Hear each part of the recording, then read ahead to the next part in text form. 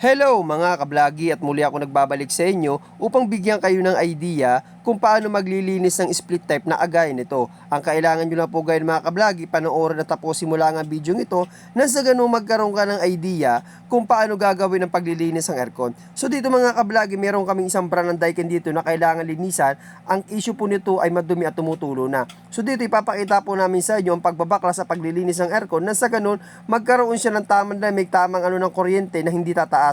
So dito mga kablagi, papakita po namin sa inyo ang brand po ng Daikin, wall mounted po at kailangan pong linisan na. At ibababa po natin ang breaker na sa ganun mga kablagi ay hindi po tayo makuryente kapag isa ay lilinisan na.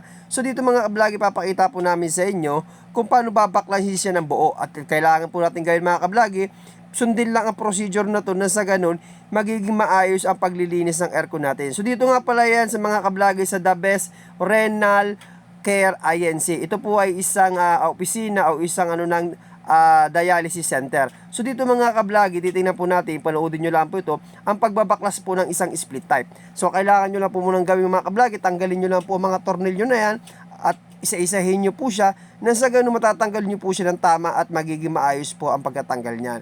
So tinanggal ko na nga rin po pala ang pinakang swing niyan na sa ganun hindi po siya makabala kapag tinanggal ko ang pinakang front panel na yan. So ayan po mga kablagi, tinanggal ko na rin po ang pinakang filter niya at tatanggalin ko na po yung pinakang housing niya. Nang sa ganun mga kablagi, makita po natin ang kanya pong itsura sa loob ng kapag tinanggal na ang pinakang housing niya. So ayan mga kablagi, at medyo nahihirapan lang ako dahil siya po ay masigip at kauna-unahan pong linis nito yan. Ayan po. So ayan, inisisa ko po, tatanggalin po yung pinakang takip sa wiring.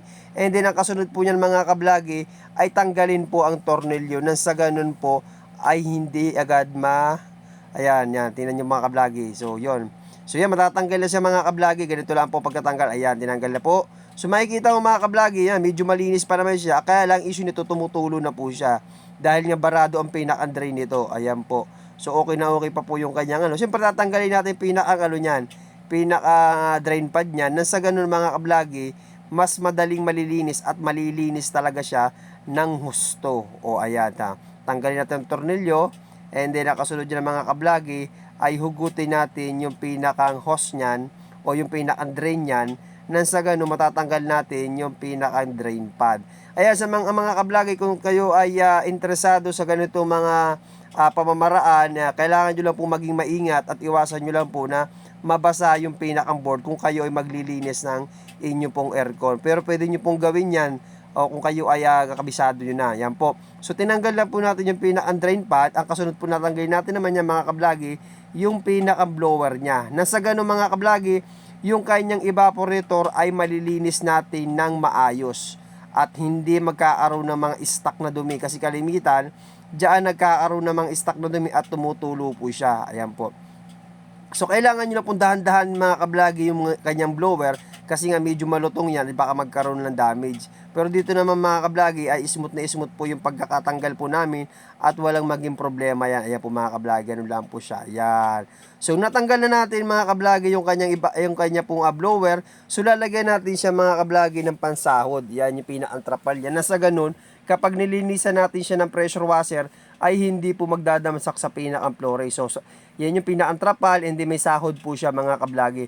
At siyempre gagamit tayo ng pressurized po na water. Ayan. So malakas po ang pressure niya. Nasa ganun po mga kablagi, yung mga nakadikit pong mga dumi doon sa kanyang pins ay mawawas out po nitong pressurized na water natin. Ayan po, malakas po ang pressure nan. Ayan. Kung titingnan nyo po mga kablagi, talagang yan po ay nasa loob po yung pinakang dumi. Nakala lang natin ay malinis tingnan. Yan. So, ganyan po ang tamang paglinis. At saka mga kablagi, ang paglilinis niyan, isang direksyon lang, up and down lang po. Hindi nyo po siya pwedeng yung sa liwat kanan ang pag-spray po ng tubig niya. Kasi nga yung pins niyan, pag malakas ang pressure nyo po dyan, ay magdutupi-tupi po yan, mayuyupi po yan. So, kailangan, isang direksyon lang po yung paglilinis niyan. Nang sa ganun po mga kablagi, ay hindi po mayupi ang kanya mga pins. O yan. At siyempre, dapat, iingatan nyo wag mabasa yung pinakang PCB board niyan at yung pinakang pan motor na. Nasa ganun, hindi kayo magkakaroon ng problema kapag kayo mismo ang naglinis nan. At siyempre doon sa mga talagang mga baguhan pa lang, kailangan doble ingat kayo. At siyempre doon sa mga talagang professional na, so may kanya-kanyang diskarte ng paglilinis. So ito yung diskarte namin sa paglilinis. Yan, ganyan po ang ginagawa namin. Yan. So, sahudan lang po ng trapal yan. Tapos yung tubig niya, nakasahod po doon sa ilalim na may sahod na drum. So, ayan po yung paglilinis. So, after po ng malinis po namin yung evaporator, siyempre, ipa-flushing po natin yung pinakang drain po niya. Na sa ganun, hindi po siya babara kapag ginamit na. Kasi kalimitan po, nagkakaroon ng jelly yung kanya pong drain. Yan. So, ipa-flushing po namin yan. Ganyan katagal po. So, i-flushing nyo po yan kahit mga 1 minuto lang kasi medyo malayo yung drain niya. Yan, i-flushing nyo lang po siya. Nang sa ganun ay mawala na yung kanyang ano. At siyempre, huwag nyo kakalimutan ilinisin din yung kanyang outdoor unit o yung condenser kasi madumi din po yan. So, kailangan nyo lang po isprayan yan. Yan po, may dalawang procedure po din ng paglilinis. Pwede nyo pong baklasin o pwede hindi nyo na po baklasin. Optional po yan. Pero sa amin po, dahil okay naman po siya at bago pa naman, hindi pa masyadong madumi, hindi na namin po binaklas yan. Yan, ipe-pressure lang po namin yung kanyang condenser sa likod and then kukuskusan lang po namin siya ng pinakang basahan na may sabon. Ayan. Yung mga alikabok lang po nang galing sa labas. Medyo maitim nga lang siya. Pero yan po ay okay naman po siya dyan. Yan. So hindi na po binaklas. So ito yung mga procedure. Ang ingatan mo lang dyan po mga kablog kapag maglilinis ng outdoor. Wag nyo lang po itututok doon sa pinakang may mga PCB niya at saka pinakang tagiliran niya. Baka kasi mapasukan ng tubig. Pero yan naman po ay selyado at saka pang outdoor talaga. Ayan. Yan po yung mga paglilinis po namin. Yan. Talagang kahit hindi binaklas yan, sigurado naman po talagang malinis po yan mga kablagi. Ayan. Yan. Ngayon po, kung ngayon ay yung mga gusto nyo magpalinis o sa inyong mga bahay, mag-appoint lang po, message nyo lang po kami dyan sa pre-unit na yan. Nasa ganun po mga kablagi, may schedule po natin ang inyo pong oras o araw kung kailan kayo pwedeng linisan ng inyong mga aircon. So, yan po mga kablagi. And then, siyempre, pagkatapos po natin linisan ng outdoor, kailangan siyempre, yung pinagkalatan po natin ng ating pinaglinisan, ay kailangan din po natin linisan yan. Nasa gano'n naman po, ay wala tayong maiwan na mga dumi. Ayan. Siyempre, sisiguraduhin din natin na malinis din yung pinakang wall niya, kasi nga, natatalsikan po siya ng mga maduduming tubig, kaya po kulay itim. Ayan. So, titignan mo mga kablagi. So, talagang maitim po yung tubig na lumalabas sa kanya dun, oh. Pero after po ng malinisan niya, yan, maging malinis na at maputi na yung pinakang ano niya. Ayan po. So, in-spray. And then, siyempre, yung flooring natin, kung gaano kaitim yan, dapat linisan din natin yan.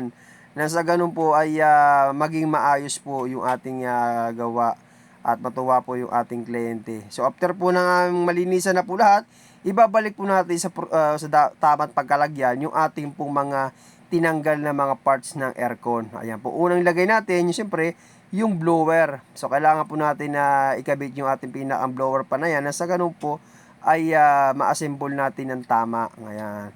So, dahil nga na itama natin, so, screw na natin yung pinakang tornilyo na. Ayan. Siyempre, huwag mong kakalimutan po na ikabit yung pinakang drain yan dahil kapag po nakalimutan yung isuksok sa pinakang butas yan, ay sigurado pong tutulo ng matindi ang tubig niyan.